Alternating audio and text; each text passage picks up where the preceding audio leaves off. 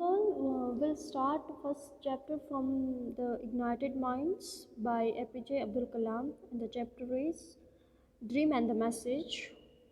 We'll continue from the last lecture.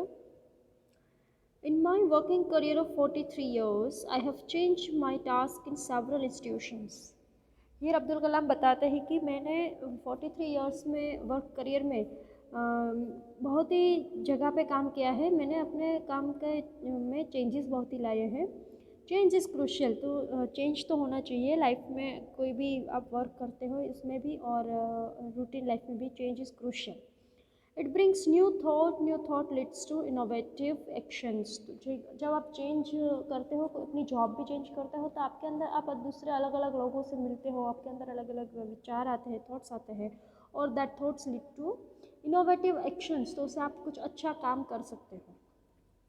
On 15th August 2001, I took a decision to go for another change.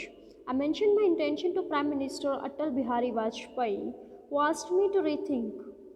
और 15 अगस्त 2001 को भी अब्दुल कलाम ने अपनी job change करने का निर्णय लिया, डिसीजन लिया। और वो अपना ये डिसीजन है प्राइम मिनिस्टर, तब हमारे प्राइम मिनिस्टर थे अटल बिहारी वाजपेयी जी, तो उन्हें बताया। वो आस्क्ड मी टू रीथिंक, और उसने बताया कि आप पहले दूसरी बार इस पर सोचिए। Really want to change your job, you want to continue this. I had spoken to him of my desire to be relieved on a few earlier occasions too, but he advised me to continue and prevailed. और मैंने उसको बताया कि मुझे अपनी job से दूसरी job में जाना है, लेकिन उसने मुझे ये जॉब कंटिन्यू करने की एडवाइस दी, मुझे समझाया, and then I continued. As a rocketman too, I worked with stages.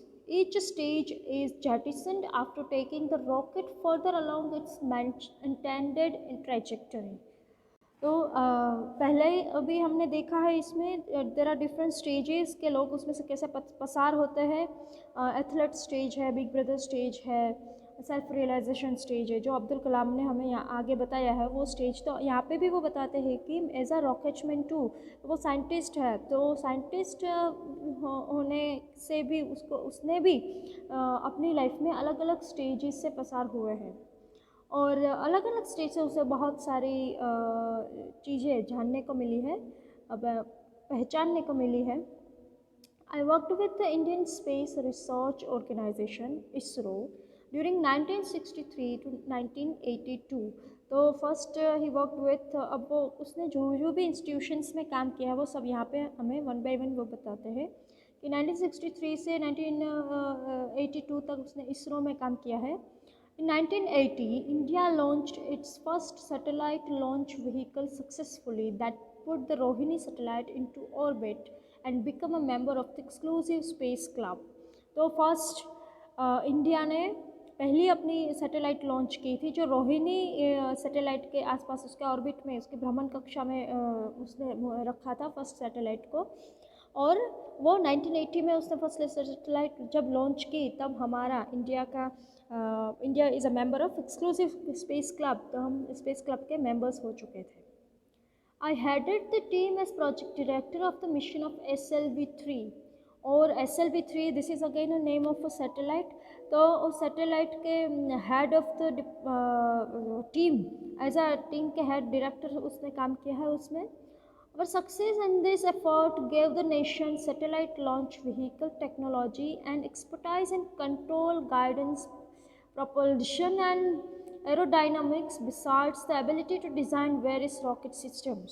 तो ये SLV-3 है। फिर रोहिणी सैटेलाइट में जो हमने 1980 में इंडिया ने, यानी कि इसरो ने अब्दुल कलाम के अंदर काम करके जो सैटेलाइट रखी थी स्पेस में, तो इससे इंडिया का नाम भी एक्सक्लूसिव स्पेस क्लब में गया, और अलग अलग स्पोर्ट्स सैटेलाइट्स हम बना चुके थे। और अब्दुल कलाम और उसकी टीम है अलग अलग डिज़ाइन कर सकती थी, सैटेलाइट्स को डिज़ाइन करने की, रॉकेट सिस्टम को बनाने की उसको एबिलिटी मिल चुकी थी, और वो लोग इंडिया में अब हम भी सैटेलाइट बना रहे थे।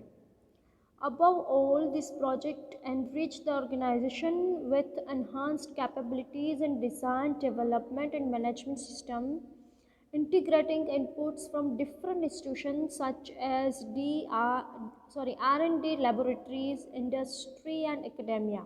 तो यहाँ पे अब्दुल कलाम बताते हैं कि ये जो प्रोजेक्ट हमने हाथ में लिया था SLV-3 को कंप्लीट करने का मिशन जो हमारा था, प्रोजेक्ट था, उसमें हम design, development and management system हमने ही कंप्लीट किया, सब डिज़ाइन किया, डेवलपमेंट किया उसका और उसका मैनेजमेंट भी किया, और दूसरे अलग अलग इंस्टीट्यूशन से भी हमें उसका सपोर्ट बहुत ही मिला। R&D laboratories, industry and academia, ये जो इंस्टीट्यूशन है उससे भी हमें इनपुट वहाँ से भी मिला है।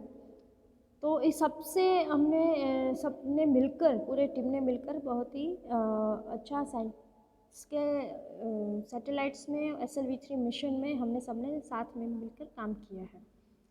And the programme also gave leaders in technology and management, और ये प्रोग्राम से भी हमें उसमें से बहुत सारे लीडर्स, टेक्नोलॉजी और मैनेजमेंट के लीडर्स भी बाहर आए हैं। मीन्स के लोग, जो पूरा टीम है उसके ऊपर काम किए हैं, तो लोगों को भी बहुत ज़्यादा सीखने को मिला है उसमें, और उसमें से बहुत अच्छे लोग लीडर्स वो बाहर आ चुके हैं। Today they are all working in various space and defence programmes. तो हमने साथ मिलकर, हमारी पूरी टीम ने जो SLV-3 पे काम किया, जिसमें हमें दूसरी कंपनी से भी सपोर्ट मिला है, तो ये जो भी टीम के लीडर्स हैं, जो काम कंप्लीट होने के बाद, हमारा मिशन कंप्लीट होने के बाद, हमें वो सब लोग, they are all working in various space and defence programme, वो बहुत अलग अलग वेरियस प्रोग्राम्स पे स्पेस पे काम कर रहे हैं। This was my first stage in which I learn leadership from 3 great teachers, doctor Vikram Sarabhai, professor Satish Dhawan and doctor ब्रह्म प्रकाश। तो अब्दुल कलाम है, ये तो तीनों उसके जो टीचर्स हैं उसको बहुत ही आइडियल मानते हैं, और बताते हैं कि ये मेरे साथ शायद मेरा फर्स्ट स्टेज है कि मैंने यहाँ पे लीडरशिप सीखी है। फर्स्ट टाइम वो टीम के as a leader, as a director उसने काम किया है। तो वो बताते हैं कि इसमें डॉक्टर विक्रम साराभाई, प्रोफेसर सतीश धवन और डॉक्टर ब्रह्म प्रकाश जो उसके टीचर्स है, वो टीचर्स के अंडर जो पूरी टीम थी उसके हेड अब्दुल कलाम रह चुके हैं, और उसके अंदर मुझे बहुत कुछ सीखने मिला है। This was the time of learning and acquisition of knowledge for me. तो ये फर्स्ट स्टेज था जिसमें मैंने बहुत ही कुछ सीखा है, बहुत ही नॉलेज मैंने गेन किया है, तो ये मेरा बहुत ही फर्स्ट टाइम में बहुत ही अच्छा था। The second stage could then be from 1982 in the Defense Research and Development Organization DRDO। अब यहाँ पे अब्दुल कलाम ने बताया कि वो 1963 से 1982 तक इसरो में काम किए हैं। अब 1982 वो DRDO, ये भी लेबोरेटरी का नाम है, जहाँ पे ऑर्गेनाइजेशन का नाम है, जहाँ पे अब्दुल कलाम ने 1982 से अपना जॉब चेंज करके यहाँ पे काम किया है DRDO के साथ। Again it was teamwork against the background of Daniel of technology through the instruments of the Missile Technology Control Regime MTCR। तो यहाँ पे DRDO में भी वो एज अ टीम लीडर काम कर रहे थे, और MTCR टेक्नोलॉजी पे जो मिसाइल बनानी थी उसके ऊपर सब लोग, पूरी टीम काम कर रही है। And the nuclear non proliferation treaty NPT, ये दोनों मिसाइल्स जो DRDO में उन्होंने टीम लीडर एज अ तौर उन्हें बनाई हुई है। I had the opportunity to work with teams and DRDO labs that lead to the design, development, production and operationalization of 2 strategic missiles। तो यहाँ पे अब्दुल कलाम बताते हैं कि DRDO में मुझे टीम के हेड से लीड करने का मौका मिला, और ये दोनों मिसाइल्स हैं MTCR एंड NPT, उसको डिज़ाइन करने का, डेवलप करने का, प्रोडक्शन और ऑपरेशनलाइज कंप्लीट, वो दोनों मिसाइल्स कंप्लीट करने का मुझे मौका मिला है। This type of strategic missiles will not be available in India from any country, no matter how friendly our relation with it। तो ऐसी MTCR और NPT जैसी मिसाइल से इंडिया में कहीं से भी अवेलेबल नहीं थी। अगर हमारे देश के बहुत ही अच्छे रिलेशन हो दूसरे देश के साथ, तो भी वो लोग देने के तैयार नहीं थे। इसीलिए अब्दुल कलाम ने हमारे देश में ही वो मिसाइल्स बना दी DRDO के साथ रह के, ताकि हमारे देश को भी वो आगे ला सके। During this period 3 new laboratories and facilities, one in the area of missile technology called Research Center Imarat at Hyderabad, and 2 other missile test centers, one on the mainland and the other on on an island near Chandipur on the coast of Bay of Bengal, were born with excellent capabilities. तो जब भी अब्दुल कलाम और उसकी team DRDO में MTRC और NPT पे काम करते थे, जो स्ट्रेटेजिक मिसाइल्स वो बना रहे थे, जो पूरे देश में कहीं से भी अवेलेबल नहीं है, हमारे देश को कोई वो मिसाइल देने को रेडी नहीं था, वो मिसाइल अब्दुल कलाम हमारे देश में ही बना रहे थे ड्यूरिंग दिस पीरियड। तो इस टाइम के दौरान 3 अलग दूसरी लेबोरेटरीज़ भी बनाई गई जहाँ पे उसे सारी फैसिलिटीज़ मिल सके, जहाँ पे उसे सारी मिसाइल का काम इजीली हो सके, सब पार्ट्स उसके मिल सके। ऐसी 3 लेबोरेटरीज़ भी बनाई गई। एक लेबोरेटरी थी रिसर्च सेंटर इमारत RCI एट हैदराबाद। तो हैदराबाद में एक मिसाइल सेंटर बनाया गया और 2 मिसाइल सेंटर चंदीपुर में बे ऑफ बंगाल के पास, बंगाल की खाड़ी के पास कहीं पे भी चंदीपुर में बनाए गए। एक मेनलैंड की किसी भी हमारे ज़मीन पर, और दूसरा आइलैंड जो समंदर के बीच होता है, वहाँ पे आइलैंड पे बनाए गए। तो ऐसे 3 लेबोरेटरीज़ बनाई गई जहाँ पे एक्सीलेंट कैपेबिलिटीज़, जहाँ पे बहुत ही अत्याधुनिक साधन के साथ, जहाँ पे अब्दुल कलाम और उसकी टीम बहुत अच्छे से मिसाइल्स बना सके और पूरी फैसिलिटीज़ उसको मिल सके, ऐसी 3 लेबोरेटरीज़ बनाई गई। In addition, the nation became strong as capability in critical technologies emerged from laboratories and academic institutions that helped us overcome the constraints of the MTCR. तो ये लेबोरेटरी उसको ओवरकम द कंस्ट्रेंट्स, जो भी problems MTCR को बनाने में problems जो आती थी वो कम कर सके, जितनी ज़्यादा उसकी हेल्प हो उतनी हेल्प कर सके, ऐसी फैसिलिटीज़ उसमें दी गई।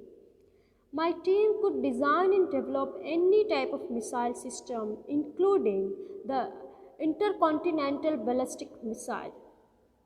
तो ICBM, this is also name of missile.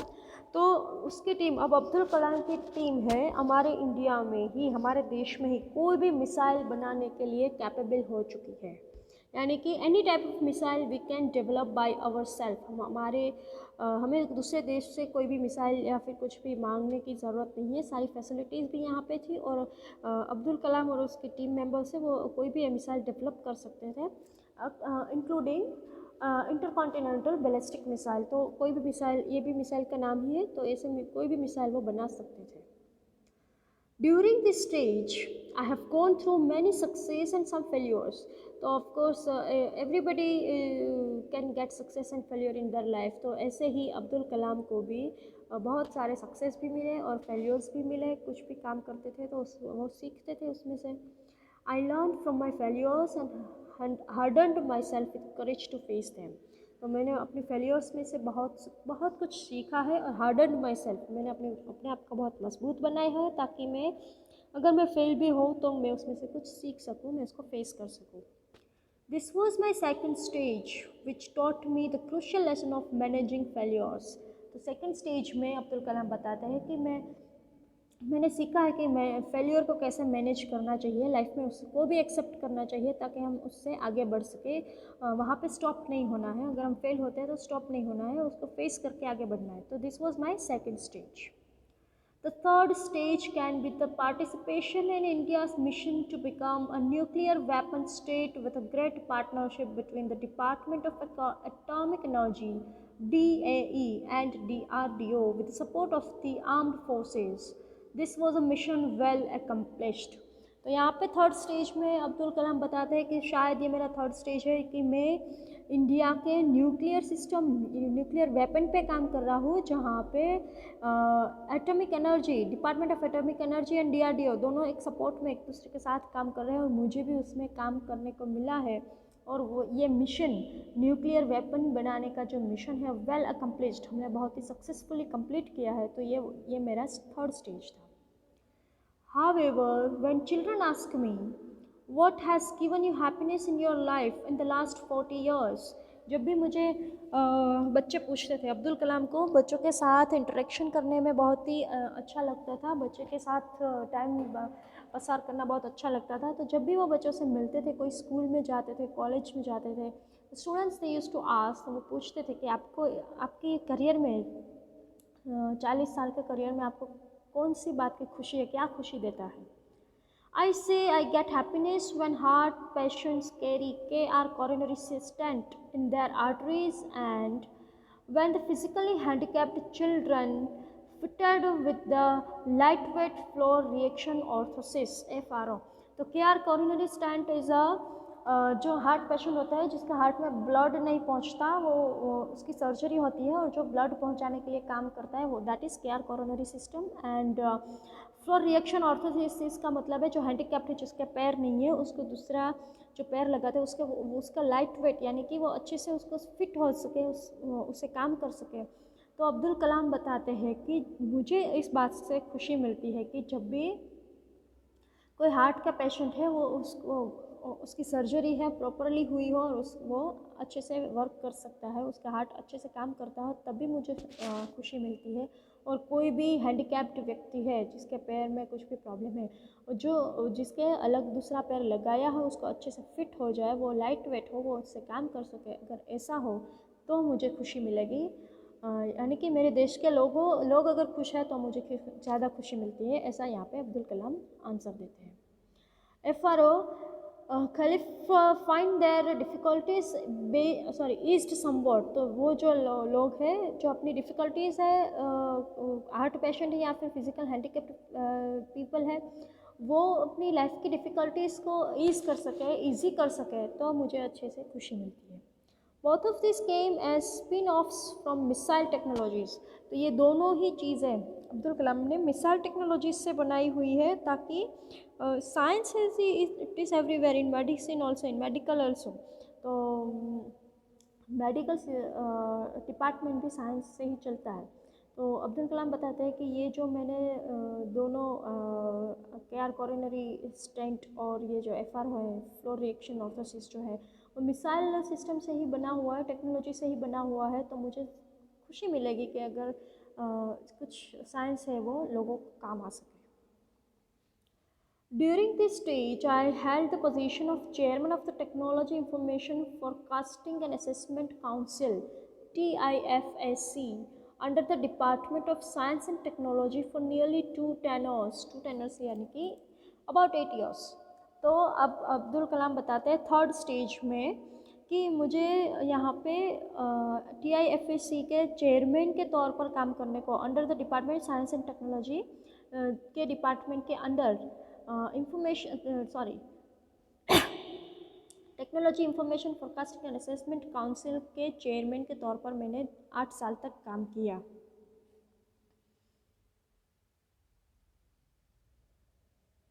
This period saw the creation of Technology Vision 2020 based on the work of task teams consisting of 500 experts in all who had available to them inputs from 5,000 scientists and technologists from different fields। तो जहाँ TIFSC में अब्दुल कलाम ने as chairman काम किया है, वहाँ पे दूसरे 500 experts from different technology and 5,000 scientist भी थे उसकी टीम में, जिसके ये सब लोगों ने उसके अंडर में काम किया है साइंस एंड टेक्नोलॉजी डिपार्टमेंट में। Later, the technology vision document and the national security aspects got integrated, and the India Millennium Missions IMM 2020 emerged। तो यहाँ पे सब लोगों ने मिलकर काम किया, तभी सोच लिया था कि इंडिया मिलेनियम मिशंस कंप्लीट करना है, यानी कि IMM 2020 इमर्ज्ड, वहाँ उसके बारे में वो लोग सोच रहे थे कि 2020 में इंडिया में कितनी उपलब्धियाँ होनी चाहिए, इंडिया में कितने साइंस आगे बढ़ना चाहिए, इंडिया में कितनी टेक्नोलॉजी होनी चाहिए। इसलिए लोगों ने इंडिया मिलेनियम मिशंस एक मिशन बनाया और ये सब उसके ऊपर काम कर रहे हैं। When I took over as Principal Scientific Advisor to the Government of India in November 1999, The task was to do detailing and evolve a working plan for IMM 2020. तो जब भी अब्दुल कलाम 1999 में गवर्नमेंट के एडवाइज़र, साइंटिफिक एडवाइज़र के तौर पे काम कर रहे थे, तब उन्होंने ये IIM 2020 के बारे में उसके ऊपर काम करना शुरू कर दिया था, उसके डिटेल में जाना शुरू किया था. It is indeed a roadmap for transforming India into a developed country. तो यहाँ पे बताते हैं अब्दुल कलाम कि ये इंडिया को डेवलप्ड कंट्री में ट्रांसफ़र करने का रोड मैप, यानी कि पूरा कंप्लीट किया था हमने, स्ट्रक्चर कंप्लीट किया था कि कैसे इन 2020 तक इंडिया में कौन कौन सी उपलब्धियाँ होनी चाहिए, हमें उसके ऊपर अभी से काम करना है, तो 2020 में हम कंप्लीट कर सकेंगे. तो ये मिशन शुरू कर दिया था 1999, यहाँ पे बताता है 1999 में शुरू किया था और उसका स्ट्रक्चर पूरा कंप्लीट किया था. The second vision of the nation, ये पूरा नेशन का दूसरा विजन था. अब्दुल कलाम का भी विजन था कि इंडिया में इतनी सारी प्रोग्रेस होनी चाहिए. Certain experimental work on education, agriculture and also development of a number of villages in an integrated way is currently progressing. तो यहाँ पे अब अब्दुल कलाम बताते हैं कि एजुकेशन के ऊपर, एग्रीकल्चर के ऊपर और डिफरेंट विलेज में कौन सी फैसिलिटीज़ होनी चाहिए, उसके ऊपर अभी काम शुरू किया गया है, उसके ऊपर हम अपना ध्यान दे रहे हैं. A cabinet paper on the subject has been moved for approval for the government. तो गवर्नमेंट से भी ये जो पेपर्स वो सब कुछ रेडी हो चुका है, वो अप्रूवल के लिए मूव भी हो चुके हैं कि एग्रीकल्चर के ऊपर, एजुकेशन के ऊपर और विलेजेस के ऊपर अभी काम करना है. तो उसके ऊपर जो कैबिनेट के पेपर्स हैं वो भी आगे बढ़ चुके हैं, अप्रूवल हो चुके हैं. During this third stage, it was building technological strength with institutional partnership, adapting technologies to societal needs and formulating the vision for the nation that occupied me. तो ये स्टेज में अब्दुल कलाम बताते हैं कि मैं ये दूसरे कंट्री से, दूसरे इंस्टीट्यूशन से, गवर्नमेंट से मैंने जो भी स्ट्रेंथ मिल रही है उसके ऊपर मीन्स की टेक्नोलॉजी और सोसाइटी के नीड्स पे, हमारे देश में कौन कौन सी टेक्नोलॉजी की ज़रूरत है उसके ऊपर मैंने काम किया और मैं उसमें ही ऑक्यूपाइड था, उसमें ही पूरा मेरा ध्यान था कि हमारे देश में, हमारे सोसाइटी में किसकी ज़रूरत है इंडिया के विजन को कंप्लीट करने के लिए.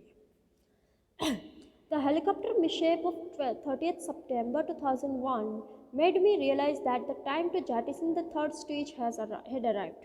तो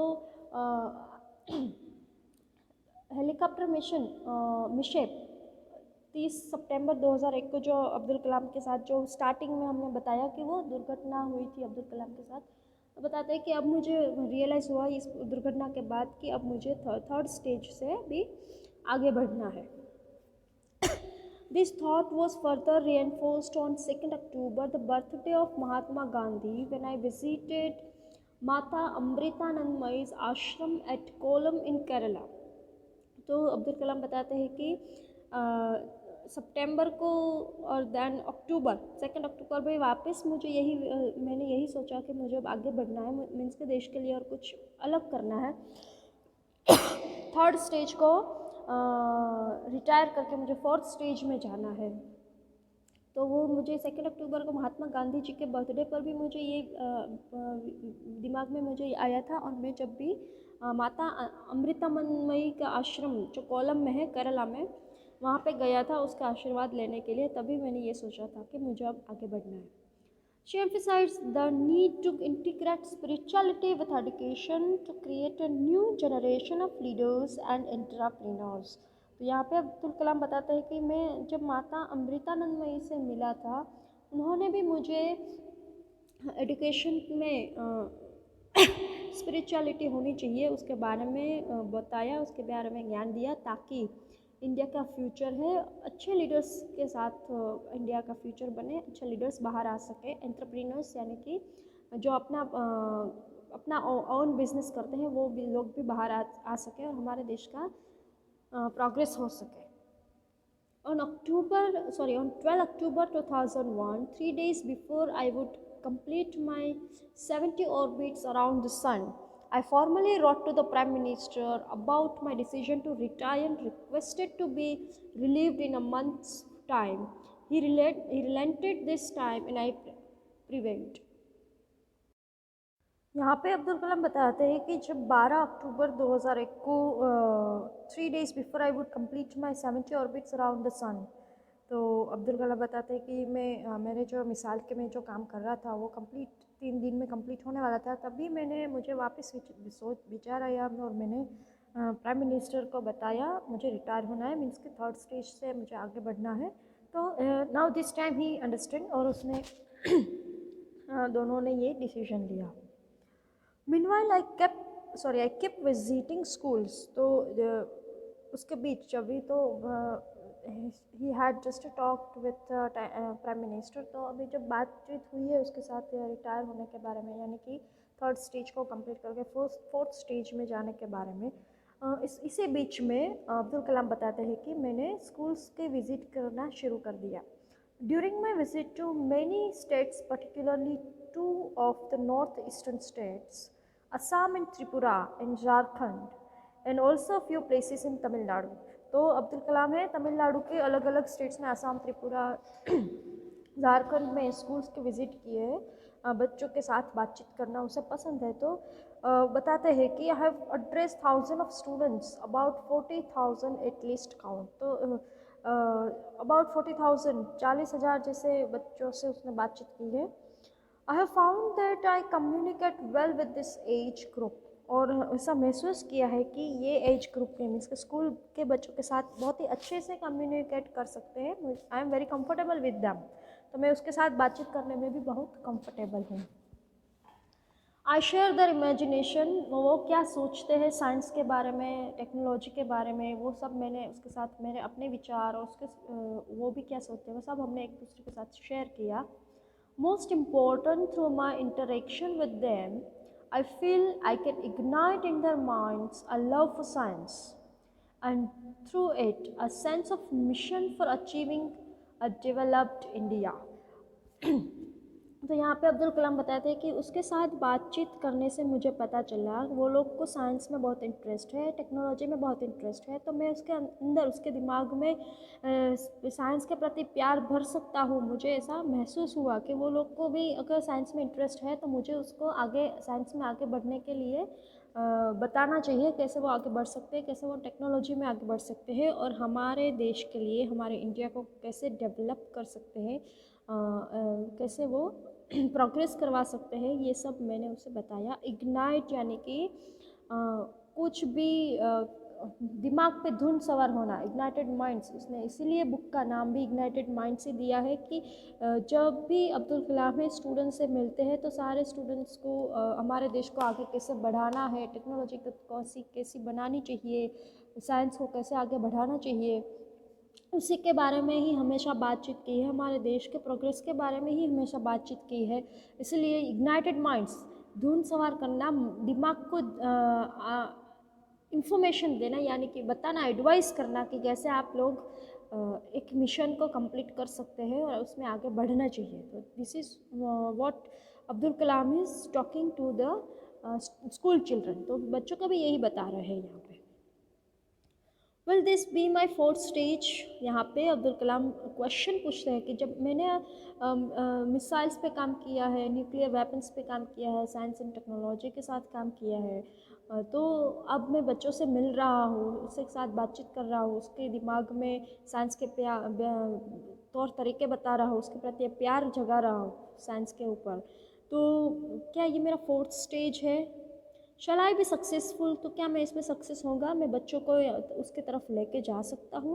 और इस बुक में भी वो ये स्टडी में ये बुक है, इसका मतलब है कि आप लोग भी इसके बारे में ही पढ़ रहे हो, साइंस के बारे में, जो अब्दुल कलाम चाहते हैं कि इंडिया का फ्यूचर, इंडिया के बच्चे साइंस और टेक्नोलॉजी में आगे बढ़े और हमारे देश के लिए कुछ करें। तो इसलिए आप ये लोग पढ़ रहे हो ये पूरे जो चैप्टर्स है अब्दुल कलाम के। तो इसमें भी आप अब्दुल कलाम आपको भी बताना चाहते हैं कि क्या वो सक्सेस होंगे, क्या आप लोग भी साइंस के फील्ड में आगे बढ़ेंगे?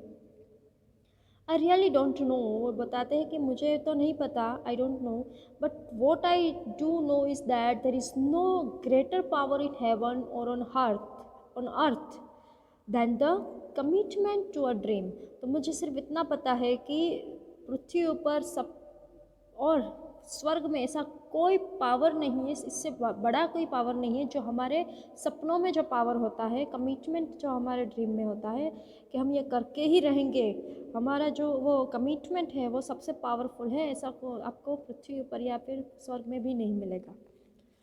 Dreams hold something of that energy which lies at the heart of all things, and are the binding force that brings the spiritual and the material together.